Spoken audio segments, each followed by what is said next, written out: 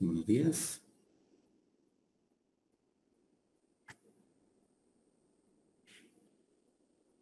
Buenos días, doctor.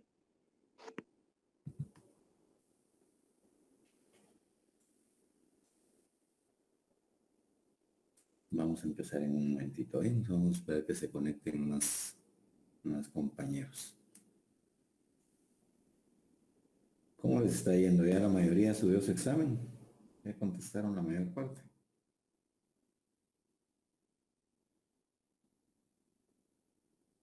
Y recuerden que tienen hasta hoy a la medianoche, ¿ven? Pero no se confíen, ahí pueden hacer revisiones todavía quienes no lo han hecho.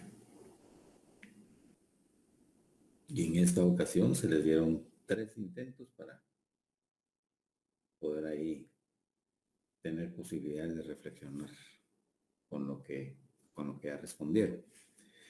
Recuerden que la nota va a estar oculta y les quisiera así que animar ahora que estamos empezando este tercer módulo a que se esfuercen en este último tramo en desarrollar las tareas que acumulan una buena cantidad de puntos. Traten de llegar con el curso ya ganado y quienes han tenido notas bajas o han tenido dificultades para presentar todas las tareas, pues ahí sí que es de considerarlo en este módulo. Ahí sí que esforzarse un poquito más.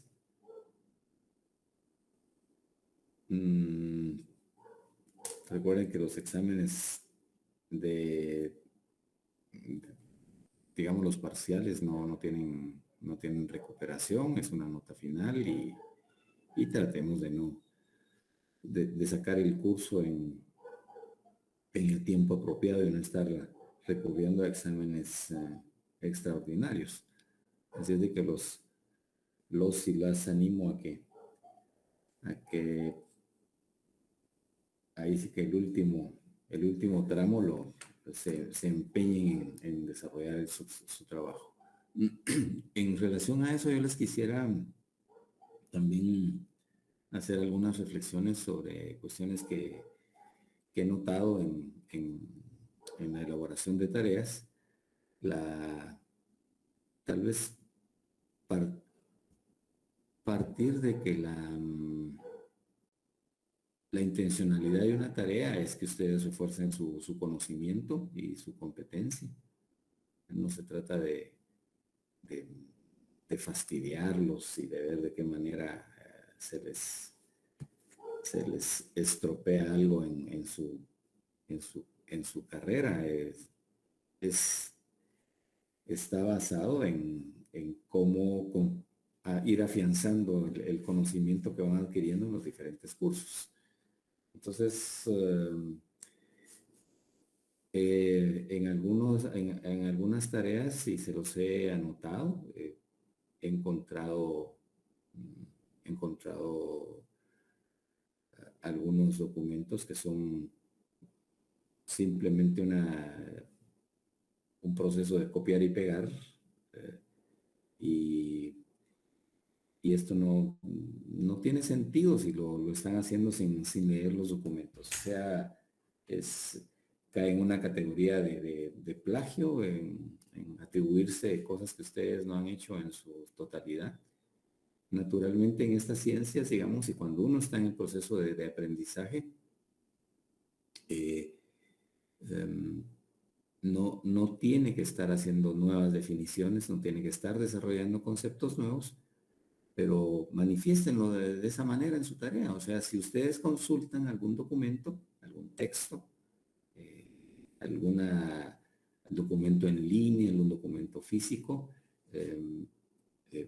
márquenlo como tal, ¿verdad? No es pecado tomar una referencia, ponerla entre comillas o ponerla en itálicas y hacer referencia de que ese documento fue elaborado por X o Y persona o sea, dar dar el crédito al autor del documento.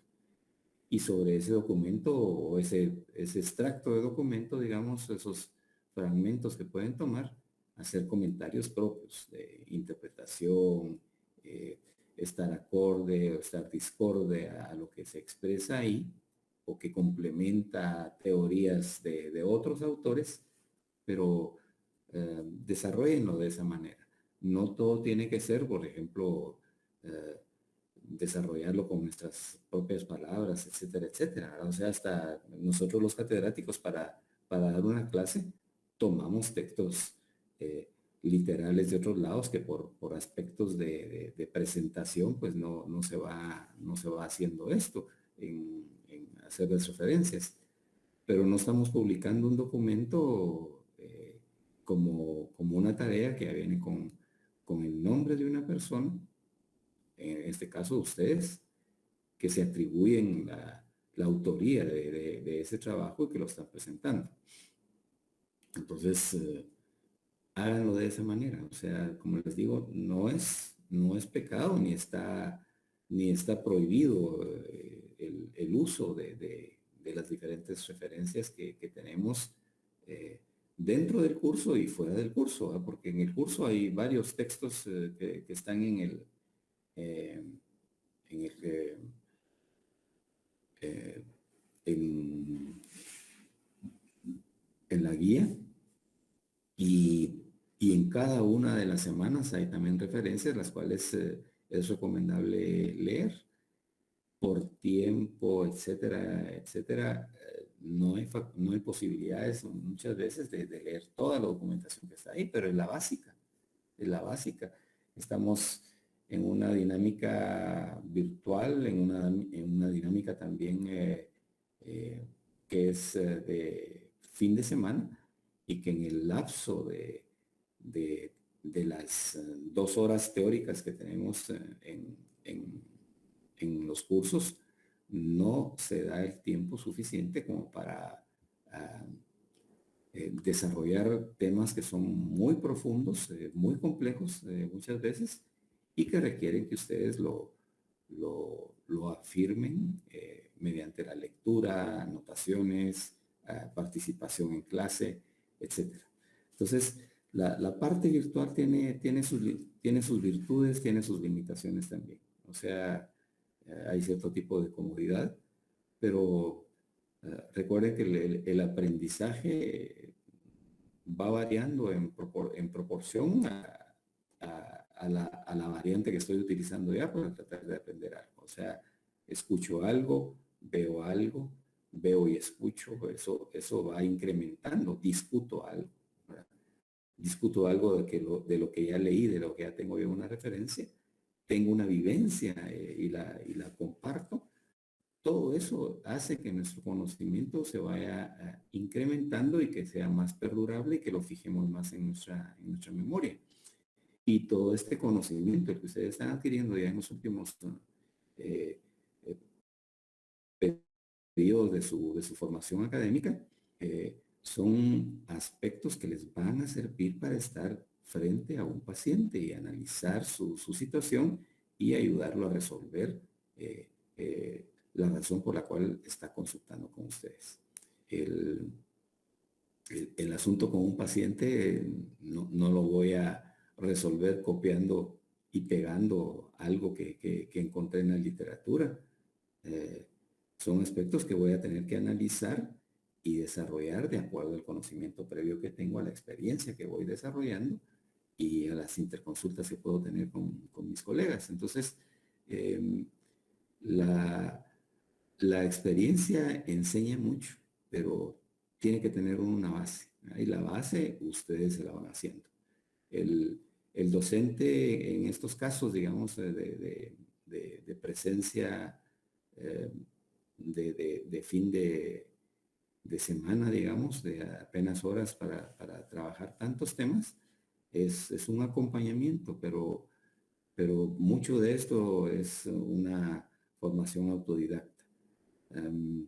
La dinámica virtual es también, y por recomendaciones que yo se las hice mencionar desde el principio del curso, no es didáctico que ustedes estén sentados frente a una pantalla recibiendo 2 horas de un curso, pasar al siguiente y pasar prácticamente, ¿cuántos cursos tienen en el día? Son 4 cursos, son 8 horas sentados frente a una computadora. Eso es antididáctico, antipedagógico y naturalmente la mente tiene eh, un punto de captación, un punto de cansancio y donde ya no vas a estar recibiendo todo. Entonces, la, la, la recomendación es de que no lleguemos a las 2 horas de cada clase, sino que tratemos de cubrir el tema en 1 hora, hora 15, hora 30 a lo sumo, para que ustedes tengan también esos periodos de, de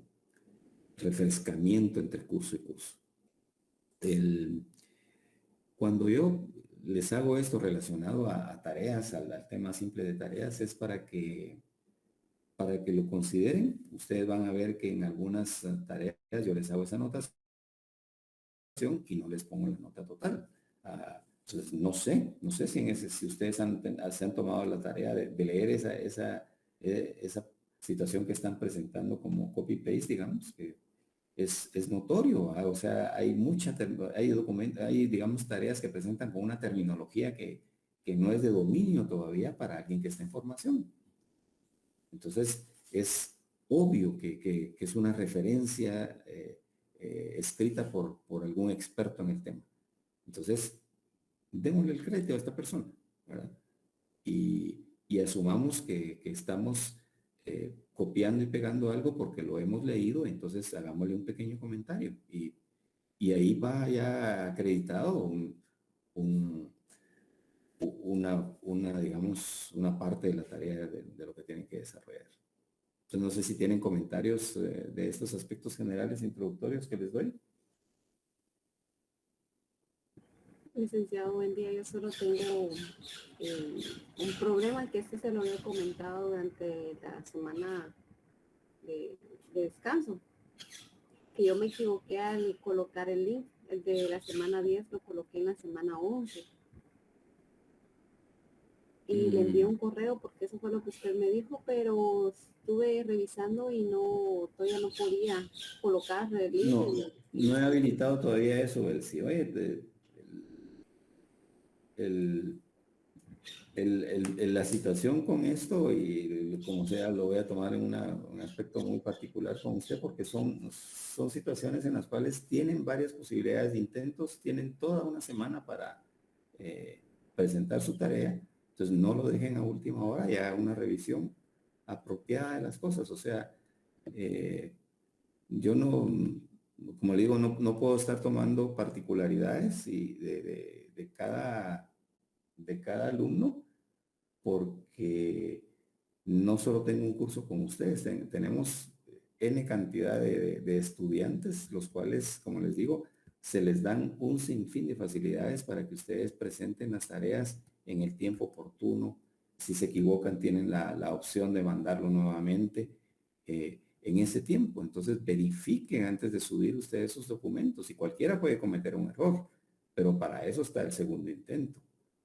Entonces yo fácilmente, y no quiero decir que es su caso, pero yo fácilmente puedo mandar una tarea X y y mando la de la semana anterior y digo, me equivoqué y tal vez no la había hecho.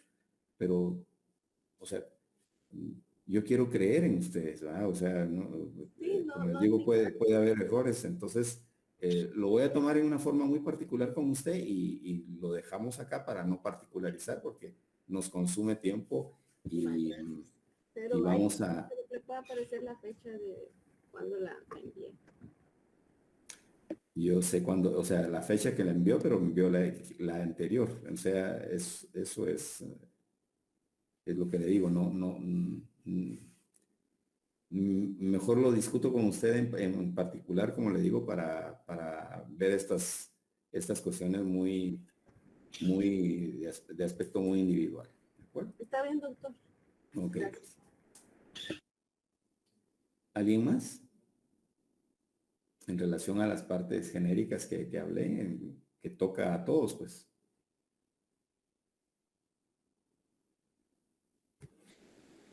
Bien. vamos entonces a entrar al tema. Y para entrar a este tema yo quiero que, que entiendan, digamos, que es un tema muy profundo, digamos, esto que hemos estado viendo de psicofarmacología, etcétera, pero se vincula mucho a trastornos psicológicos o de la salud mental que deben estar en manos de un experto. Y eso lo hablamos desde el principio. O sea, hay casos de casos en los cuales aquí vamos a ver solo aspectos genéricos y que le competen muchas veces abordarlos de una forma específica e individual con los pacientes eh, a un especialista del tema acompañado por quien lo está tratando. En este caso, el psicólogo, el psiquiatra, etcétera, tienen que ir encaminados para desarrollar el manejo integral de estos casos. Entonces, el tema acá lo vamos a dividir en dos, como está en el programa, y vamos a entrar el próximo domingo a discutir un poco más a fondo los medicamentos, la clasificación, los medicamentos, los usos y, y todas las consecuencias que tiene la utilización de estos medicamentos en problemas que son difíciles de manejar, muy difíciles de manejar. O sea, los pacientes con cierto tipo de trastornos son muy complicados, ¿verdad? Y el trastorno bipolar y los relacionados con el mismo son de las situaciones más complejas que existen en el mundo de la psicología y la psiquiatría.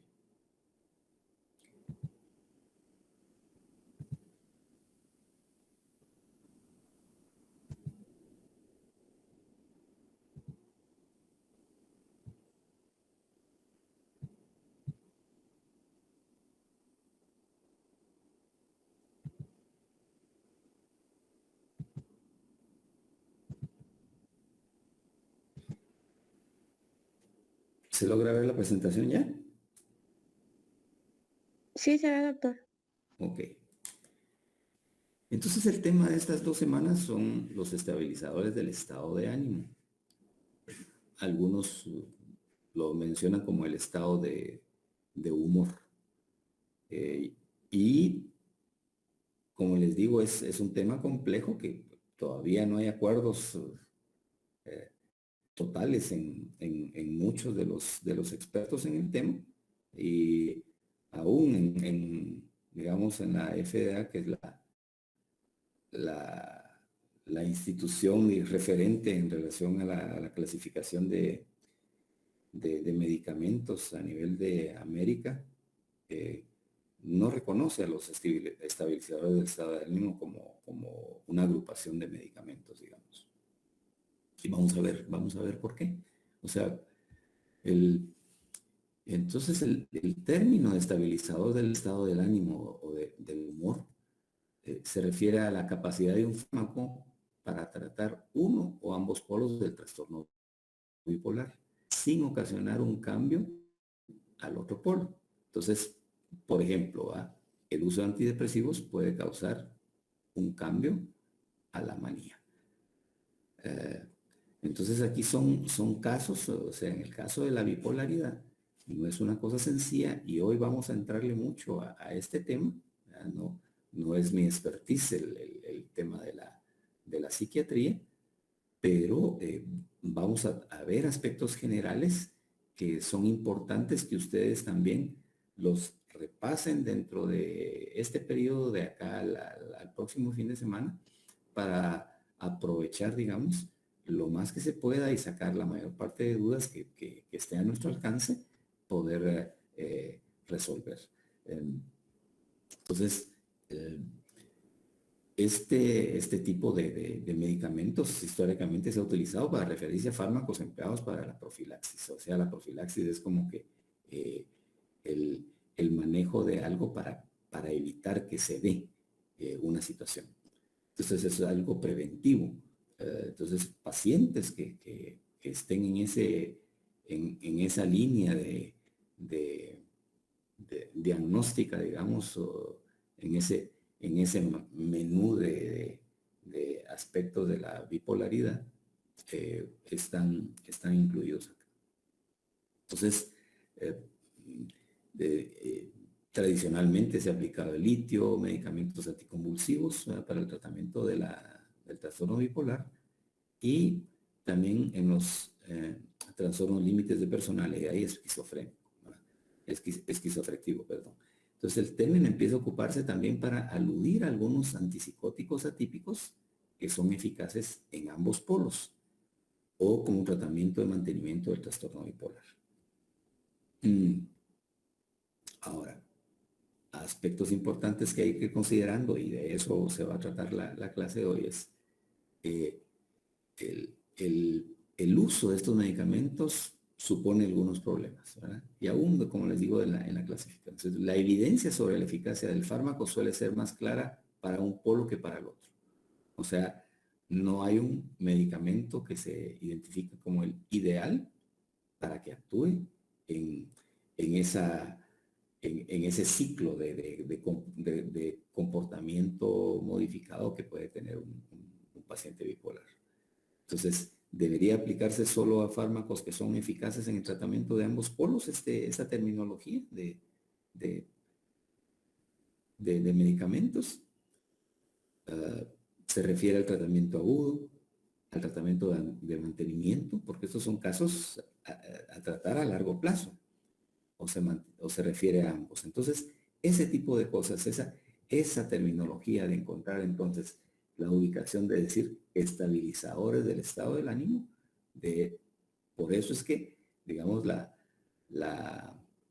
FDA no autoriza todavía, o sea, no avala la terminología de estabilizadores del estado del ánimo.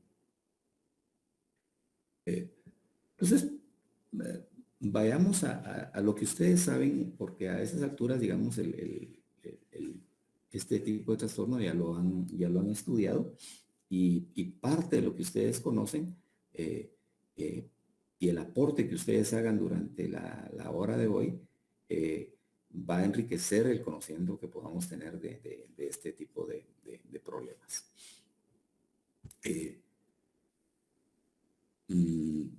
Entonces partamos de que el trastorno bipolar es un estado de ánimo, perdón, es una enfermedad frecuente, ¿verdad?, severa y de curso crónico. Y a pesar de que se ha investigado sobremanera este tipo de trastorno, el conocimiento acerca de su etiología, o sea, el porqué muy específico de qué es lo que la causa, es aún escaso.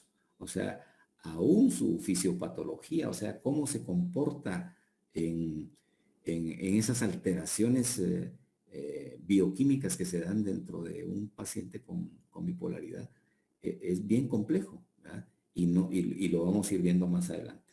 Entonces, desde hace décadas, el litio es el que se ha empleado exitosamente para el tratamiento de la manía y como profilaxis de la recurrencia de las fases de estos episodios.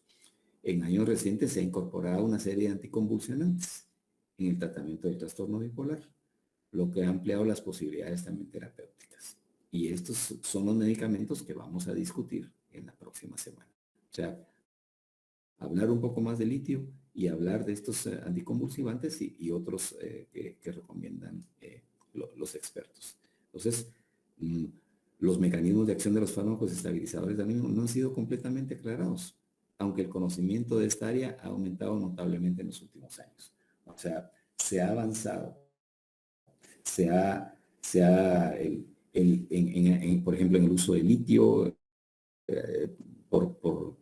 recordemos los principios de la farmacología que vimos en las primeras clases, que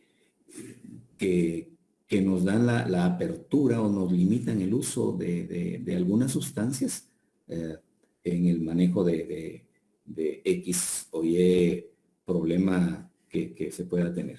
Entonces, se busca que el medicamento sea el más eficiente y eficaz y que cause digamos, tenga las consecuencias negativas menores o mínimas o no las tenga para el que está consumiendo un medicamento. Entonces, los efectos secundarios que tiene el litio y que tienen los anticonvulsivantes son de mucho riesgo. Entonces, son medicamentos que el límite de la dosificación, la temporalidad en que se usa, el tipo de paciente que lo tiene que usar, son bien complicados. El litio es el que más se ha estudiado, ¿verdad? Es el que más tiempo ha sido utilizado y sus mecanismos de acción son los más conocidos en relación a otros estabilizadores de uso más reciente como el valproato, la carbamazepina, la mantrofimia, el topiramato y la gabapentina. Entonces son como les digo, algunos de los que se recomiendan, pero que vamos a analizar un poco más a fondo en el próximo domingo. La forma en que actúan estos medicamentos ha contribuido al conocimiento de la fisiopatología de los trastornos del estado del ánimo. Recordemos lo que hemos visto también en algunos otros medicamentos cuando hemos visto los otros trastornos.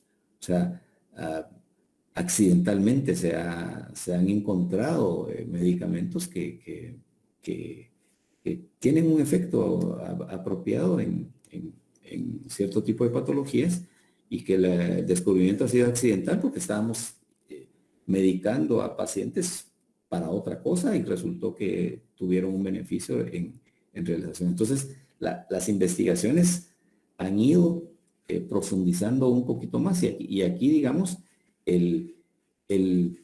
la razón de por qué un medicamento tiene un beneficio en este tipo de pacientes ha hecho que entonces los estudiosos, los investigadores vayan hacia los efectos que tiene el medicamento para encontrar aspectos fisiológicos que no estaban, digamos, previamente explicados en este tipo de trastornos. O sea que aún es como un círculo, ¿verdad? O sea, estoy usando el medicamento me ha servido para explicar un poco más la razón de la enfermedad. Entonces, progresivamente se ha podido ver mecanismos bioquímicos, celulares y moleculares que están involucrados en la regulación del ánimo y que pueden alterarse de un modo patológico. Entonces aquí veamos 3 componentes, ¿va? Mecanismos, hablamos de bioquímica, hablamos de mecanismos celulares y mecanismos moleculares. Entonces son estructuras funcionales, ¿verdad? Dentro de nuestro organismo cuya alteración va a modificar nuestra conducta, nuestro estatus y nuestro estado de ánimo. Recordemos que en el trastorno bipolar se habla si vemos la parte bioquímica, se habla de los neurotransmisores, cómo están afectadas las diferentes vías de los neurotransmisores monoaminérgicos. Entonces, ahí está involucrada la norepinefrina, la dopamina y la serotonina. Entonces, cada uno de ellos con diferentes formas de dispararse o de inhibirse en relación a este tipo de trastorno. Entonces, comprender los mecanismos de acción de los estabilizadores del ánimo se encuentra íntimamente relacionado con conocer la fisiopatología del trastorno. Entonces, como les digo, si conocemos un poco más de por qué se da el trastorno, vamos a conocer más cómo modificamos esa, ese funcionamiento patológico que se está teniendo. Entonces, es en el área bioquímica, es en el área celular, es en el área molecular, pues se sigue haciendo estudios, ¿verdad? O sea, esto no ha parado. Entonces, el problema del trastorno bipolar es que es una entidad que presenta muchas dificultades derivadas en gran medida de una serie de limitaciones en los diseños experimentales que se emplean para su estudio. Recordemos que cada enfermedad, cada abordaje de enfermedad, cada tratamiento que le aportamos, digamos, al manejo de las enfermedades, lleva estudios experimentales. Muchos de esos estudios conllevan meses o años de trabajo, y muchos de esos estudios previamente son estudios en laboratorio, en animales, para que el medicamento que se va a producir sea seguro. Y ahí vamos a ir entonces viendo qué otras cosas se dan acá. Entonces, ¿qué sucede con el trastorno bipolar? Es una entidad clínica muy compleja, ¿verdad? Y su manifestación clínica es muy variable. O sea, cada individuo es un mundo diferente, ¿verdad? Esa variabilidad clínica puede reflejar diferencias etiopatogénicas. O sea, puede ser que las manifestaciones clínicas sean características del trastorno bipolar, pero no se sabe exactamente qué lo está ocasionando en ese individuo. Entonces, eso hace que dificulte mucho la investigación biológica, porque lo que yo pueda producir para cierto tipo de trastorno, para cierto tipo de morbilidad o patología, debería de ser aplicable a todos los que padecen esa enfermedad. O sea, si yo tengo, por ejemplo, una neumonía por X bacteria, ¿no? O por, digamos, infecciones por estafilococo. La mayor parte de personas que padecen esto van a ser susceptibles, o sea, el microbio va a ser susceptible a X medicamento y va a ser parejo para todos. Pues, y de repente va a haber 2, 3 que son personas que son alérgicas o personas que han desarrollado cierto tipo de resistencia al medicamento. Entonces, son particularidades, pero la gran proporción de casos van a ser susceptibles a mejorar con este tipo de tratamiento. Pero en el caso del trastorno bipolar es bien complejo, porque puede ser que la causa no sea la misma entre un paciente y el otro. La otra dificultad que se tiene es que el trastorno del ánimo presenta un patrón con poca precisión, ¿verdad?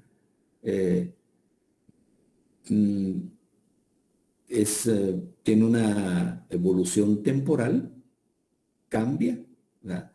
Entonces, tiene esa expresión cronobiológica característica en cada persona, y a cada persona hay que hacerle su curva. O sea, no sabemos cuánto le tardan los diferentes tipos de episodios que puedan tener los bipolares en forma individual.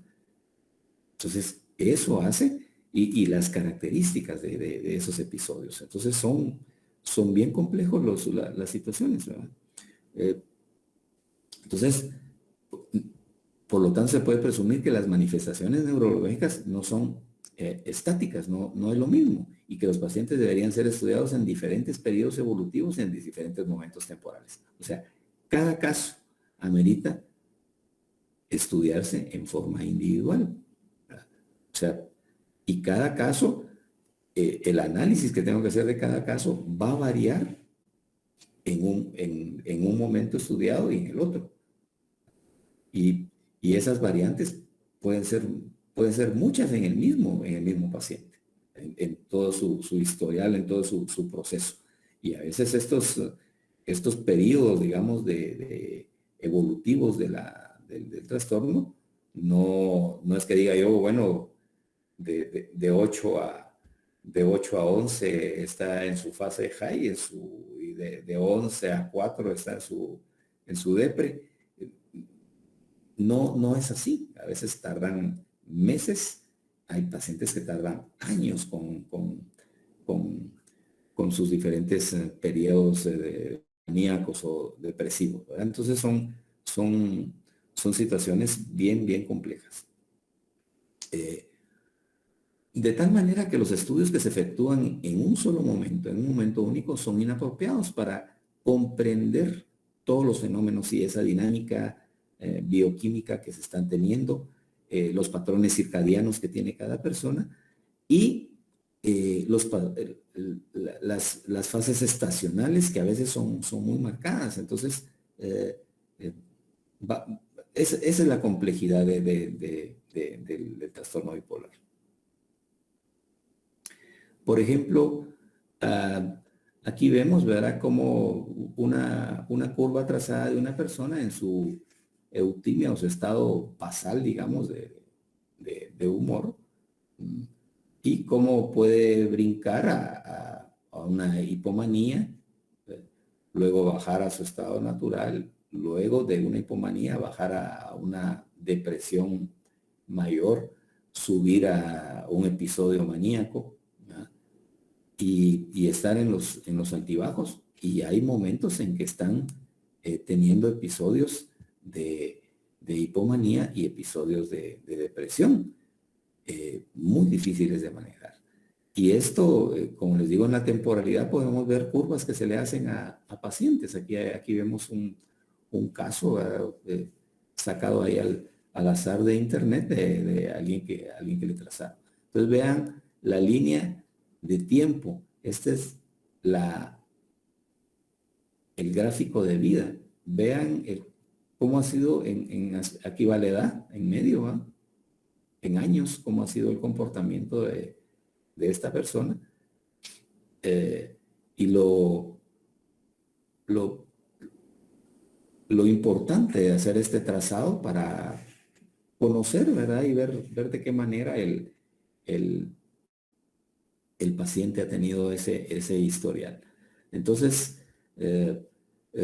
como les digo, pueden saltar de un periodo de hipomanía, bajar a estados de depresión severa, ¿verdad?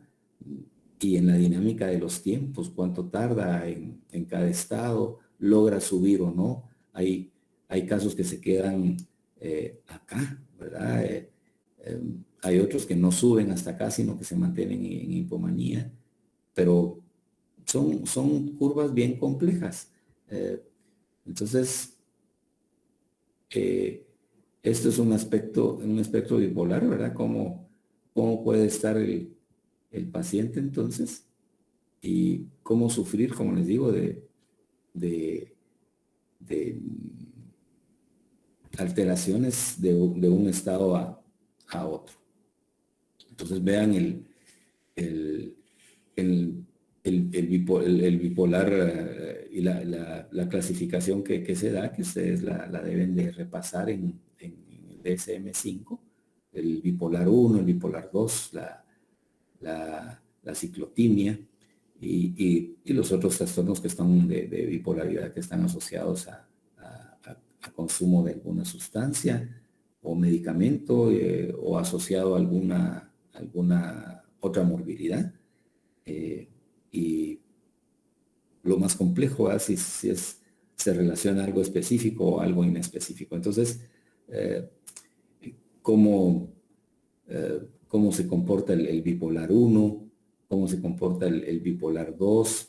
Entonces, esas curvas son bien importantes de desarrollarlas en los pacientes para que se tenga una mejor comprensión de la situación propia e individualizada del paciente. Y esas particularidades van a dar una orientación más específica al terapeuta para desarrollar un plan eh, para, para el abordaje del caso. Entonces, cuando hablamos de los mecanismos, ¿verdad? De los mecanismos neurobiológicos que explican la aparición de los síntomas de la enfermedad, difieren de aquellos que explican la recurrencia y deben considerarse de modo independiente. O sea, aquí otra complejidad. O sea, ¿hay mecanismos neurobiológicos que explican la aparición de los síntomas? Bueno, sí, sí. Están, como les digo, esas variantes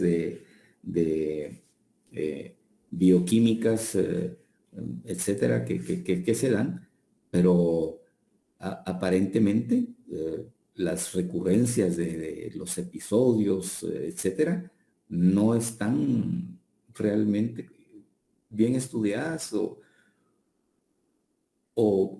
que se dé que en esa curva de comportamientos, que se dé una explicación en cada momento, es bien complejo, bien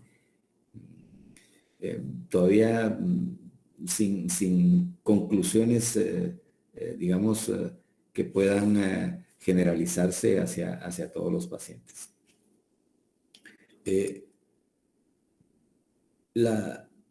Por una parte, entonces, estos mecanismos neurobiológicos patogénicos, ¿verdad?, mantienen una interacción dinámica con variados mecanismos adaptativos. O sea, cada persona va buscando esa manera de adaptar, como compensar esos desequilibrios neurobiológicos que se están teniendo. Entonces, el medio ambiente también tiene un efecto de adaptación. Mi medio de relación, mi medio social también tiene un efecto en cómo se va a desarrollar esa curva del trastorno. O sea, las adaptaciones de cada individuo van a variar de acuerdo al estilo de vida que tenga. Entonces, los estudios se encuentran limitados por este hecho, ya que en general solo miden la respuesta total del sistema, siendo muy difícil la discriminación entre mecanismos fisiopatológicos y los compensatorios. O sea, no hay una generalización, no se puede hacer una generalización. O sea, es un mundo de casos que se tienen que individualizar. Y aún individualizándolos, el comportamiento de cada caso tiene múltiples variables que los hacen muy difíciles de manejar.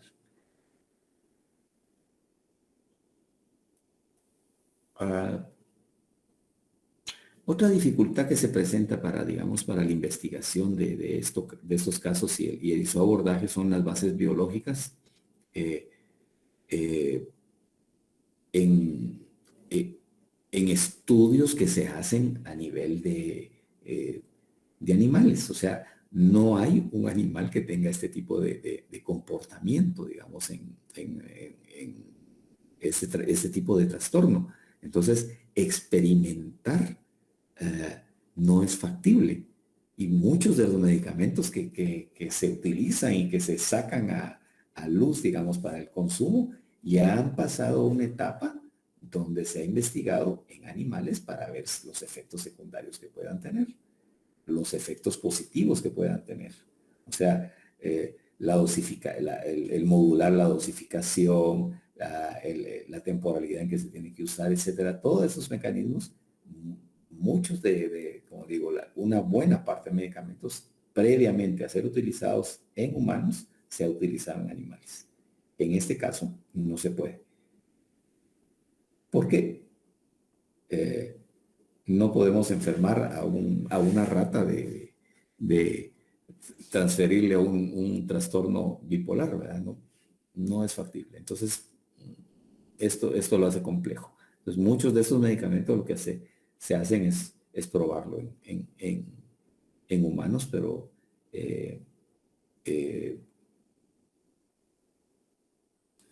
la parte de, digamos, de la evidencia, la parte de la ética, muchas veces limita este tipo de experimentos, de pruebas, ¿verdad? Por los peligros que se incurren en el uso de los mismos.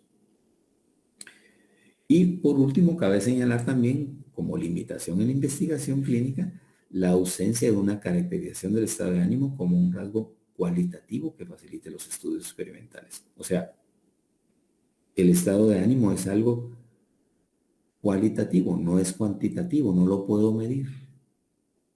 O sea, y lo cualitativo es de acuerdo a la apreciación, de acuerdo a digamos, a estándares que se trazan, pero que varía el estándar, digamos, entre una población rural y una población urbana. Varía entre un individuo que, que digamos, vive en comunidades más cerradas que en comunidades más abiertas. El tipo de trabajo que se tiene, el tipo de instrucción que se tiene, eh, culturalmente esas variantes que tenemos en las maneras en que nos expresamos dentro de esos grupos culturales. O sea, hay N variedades. Entonces, ¿cuál es el estándar? ¿Cuál es lo correcto? ¿Dónde está la parte que me defina bien cuando estoy saliendo de esa zona basal considerada como normal? Y volvamos aquí entonces a las curvas, ¿va? ¿Y este rango de normalidad cuál es? ¿Hasta dónde llego yo para ser considerado que tengo una hipomanía o que tengo una leve depresión? ¿Hasta dónde está esto?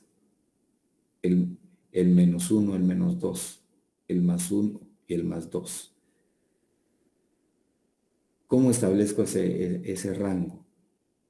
Entonces, no son líneas bien definidas como en estas gráficas, sino que son aspectos que los voy a definir como investigador, pero sentado en un escritorio sin saber si lo que estoy trazando como normal en otros lugares puede considerarse como anormal.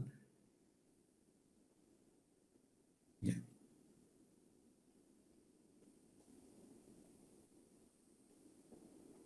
Entonces la parte cualitativa, la parte apreciativa que no se puede, digamos, trazar drásticamente en la apreciación, en la medición, también da ese tipo de limitaciones en la investigación. ¿Alguna pregunta o comentario hasta acá?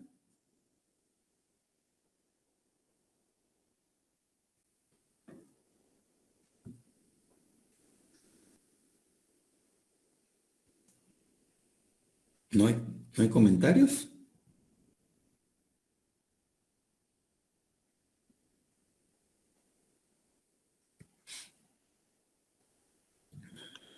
Doctor, y los neurotransmisores no han sido identificados como que más o menos cuáles son los que son afectados?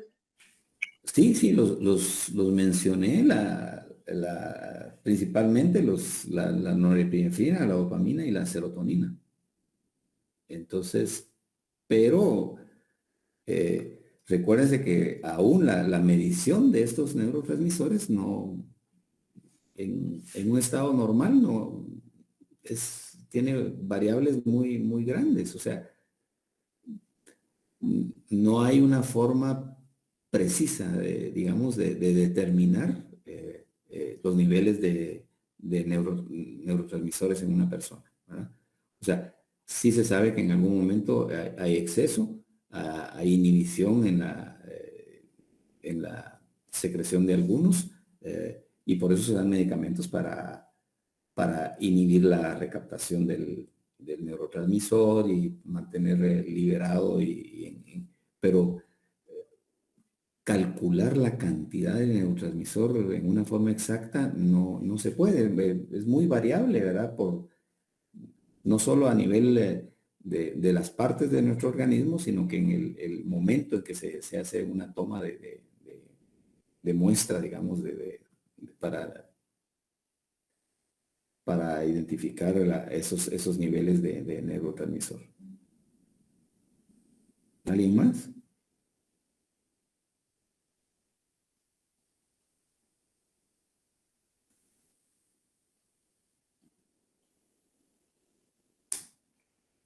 Ok.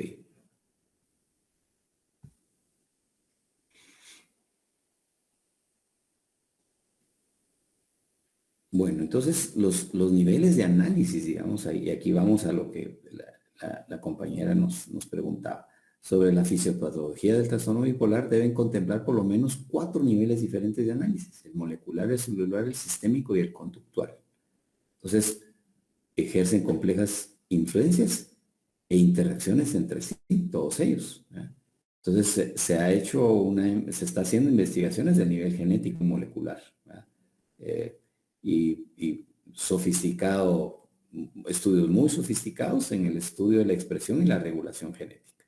Entonces, se espera que en el futuro se identifiquen secuencias genéticas específicas y factores que se asocien a esto, que confieran vulnerabilidad, o lo que es igualmente importante, que ejerzan una función protectora del trastorno bipolar. O sea, hay algo genético involucrado en el asunto.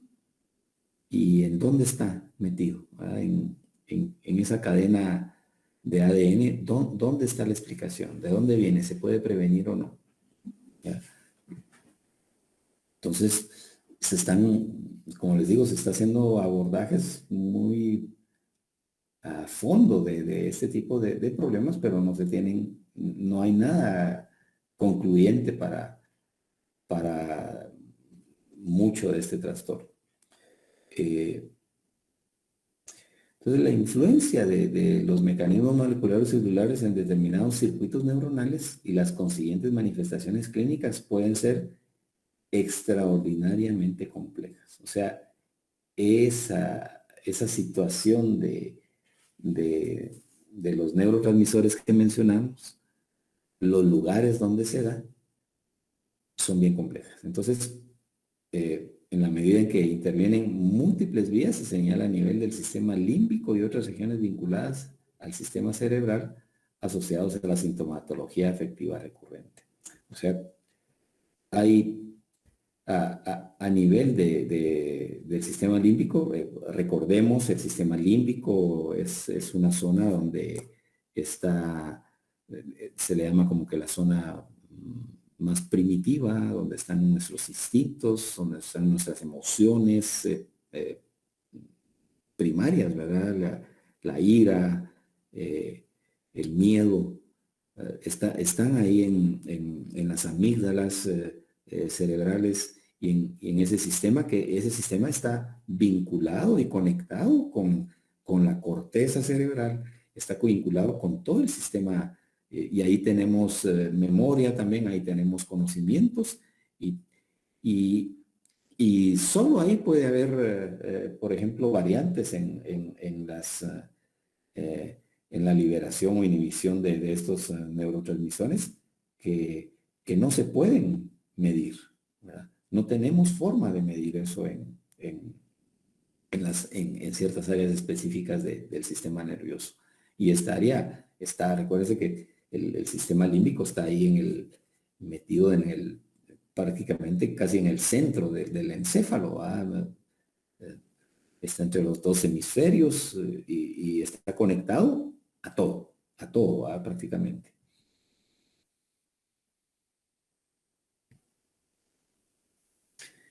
Entonces, además de la vía de norepinefrina, dopamina, el trastorno bipolar concurrente se activa con sistemas biológicos compensatorios destinados a restaurar la homeostasis normal. O sea, nuestro cuerpo reacciona. O sea, el sistema nervioso, su función principal es homeostasis y sobrevivencia.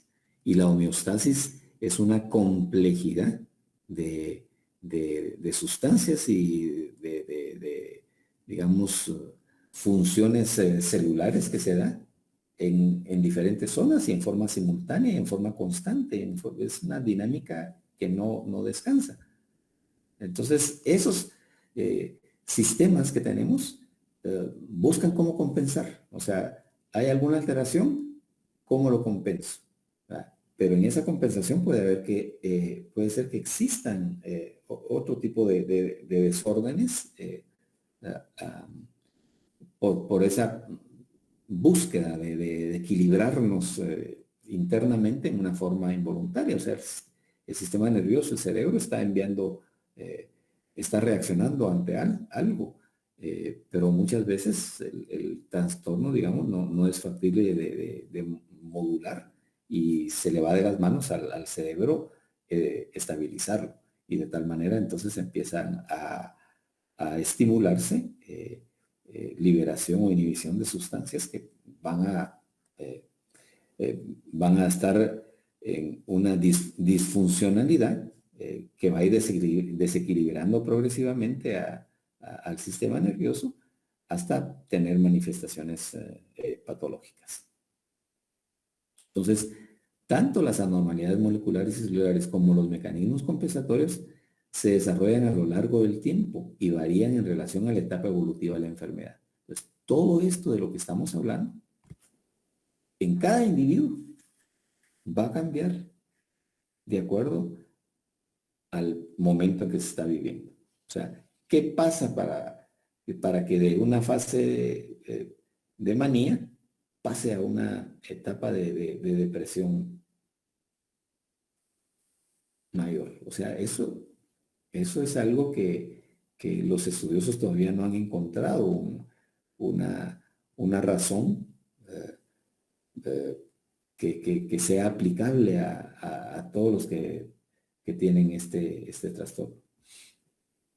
Entonces, la fisiopatología del trastorno bipolar sigue teniendo un sinfín de interrogantes que no permiten encasillarla en algo definitivo y en algo estándar, digamos. Entonces, tiene muchas variantes de tal manera que no es, como les digo, no es factible tener una receta de cocina para el abordaje de este tipo de problemas, ¿no? Porque no lo podemos explicar en su totalidad.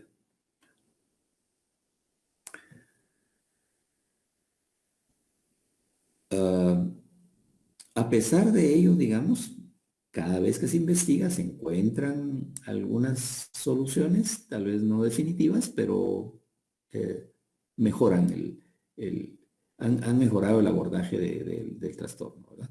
Entonces, hay nuevas alternativas terapéuticas.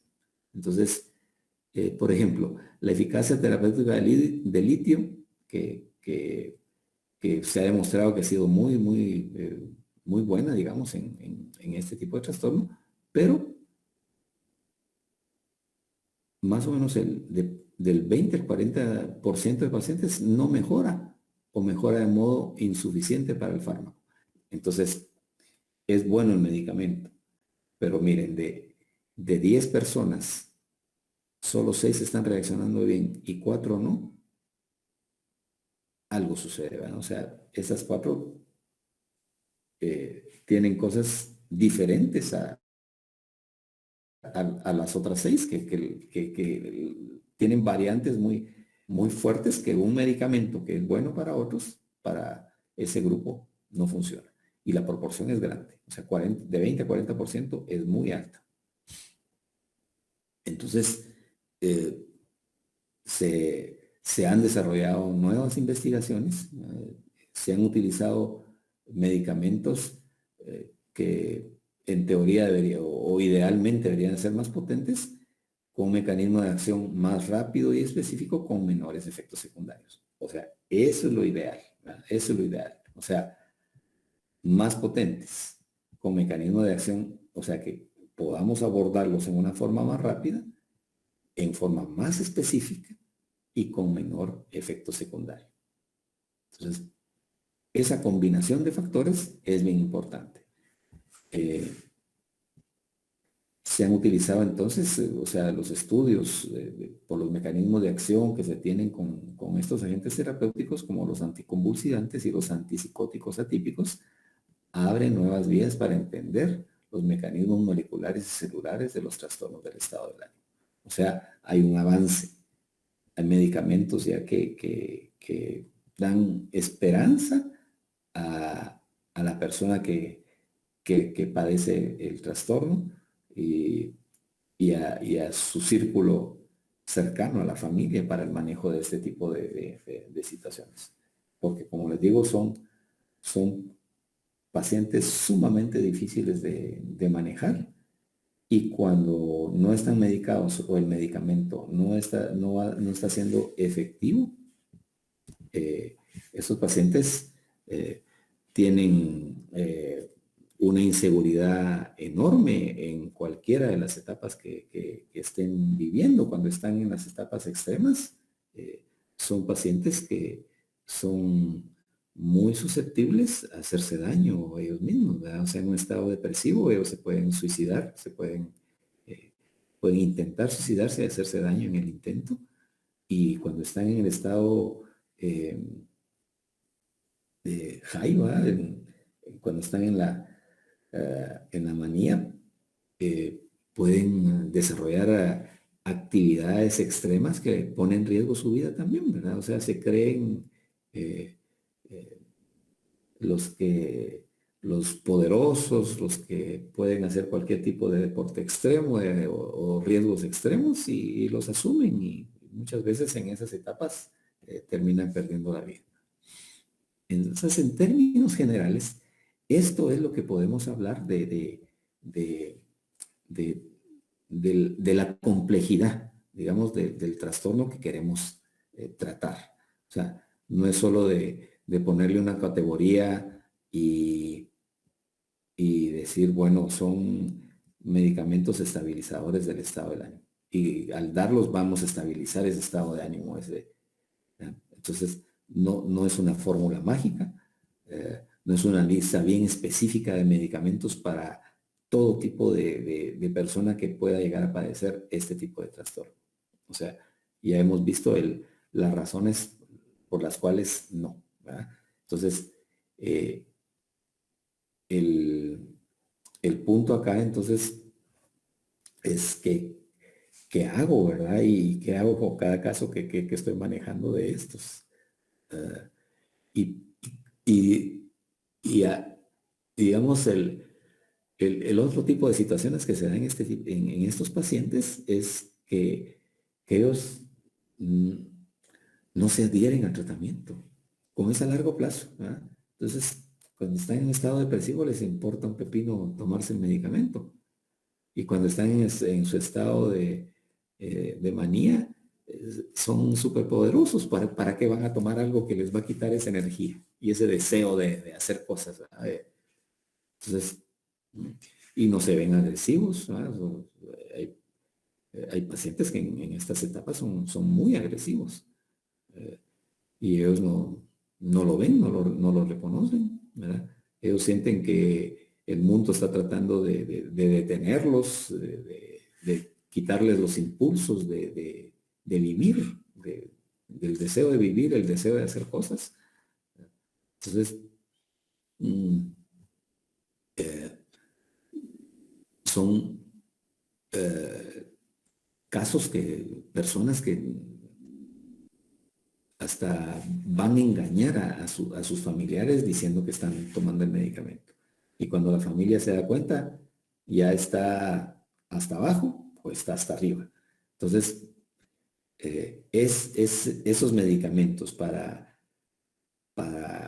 que sea digamos, una entrada potente y de acción rápida, ¿verdad? Y con menos efectos secundarios, es indispensable y necesario, porque la adherencia, como les digo, a un tratamiento en este tipo de pacientes es bien complicada, porque no siempre va a estar medicado para el tipo de alteraciones que tiene. O sea, ¿cómo hago para tener ese medicamento que me dé el balance. Y para los que están en una etapa mixta, digamos, que están con periodos de, viviendo en ese, casi que simultáneamente, el periodo de depresión y de... Entonces, revisemos nuevamente, lean a fondo lo que se pueda del trastorno bipolar. Refresquenlos, no sé si en alguno de los cursos que están recibiendo ahorita están viendo este tipo de trastorno. Esto les va a ayudar a reforzar, digamos, los criterios diagnósticos para clasificar a cada caso, pero recordemos, aunque lo tengamos bien clasificado, tipo 1, tipo 2, ciclotímico, el manejo va a ser complicado. El manejo va a ser complicado. Pero ayuda a tener la clasificación de cada caso. Ayuda y esas curvas que se tienen que hacer en los pacientes nos van a dar una luz y una ubicación o un plan terapéutico más afín y en forma individualizada, ¿verdad? Y hay que probarlo, no siempre, ahí hay que observar mucho a estos casos, cómo va teniendo el efecto, el medicamento, se está teniendo el efecto deseado o no, y las variantes que tendría que manejarse para tratar de nivelar y tratar de mantener al paciente en un rango de normalidad durante el mayor tiempo posible. ¿Preguntas? ¿Comentarios?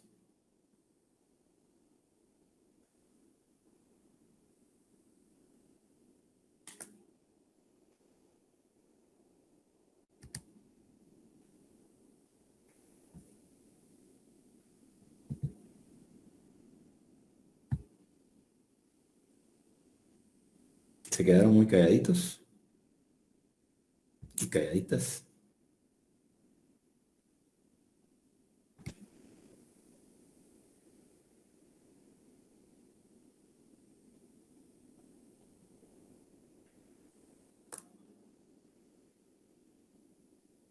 Bien, entonces lo vamos a dejar hasta acá y ya el próximo sábado, el próximo domingo, perdón, entramos al tema de los principales, de los más de uso más común en este tipo de trastornos, de estos medicamentos y efectos secundarios, etcétera, o sea, mecanismos de acción y efectos secundarios que pueden tener. Entonces les deseo una feliz semana, un cierre de domingo también bonito y que nuevo recordatorio para las personas que no han todavía subido su examen, háganlo. Hoy se termina el tiempo, ¿verdad? A las 12 de la noche y ya posteriormente a eso no hay vuelta de hoja. Entonces analícenlo bien, revísenlo y lo suben quienes no lo han hecho. Nos vemos entonces el próximo domingo. Gracias, doctor. Buen día. Muchas gracias, doctor. Feliz día, doctor. A orden. Gracias, doctor. Sí. Bien.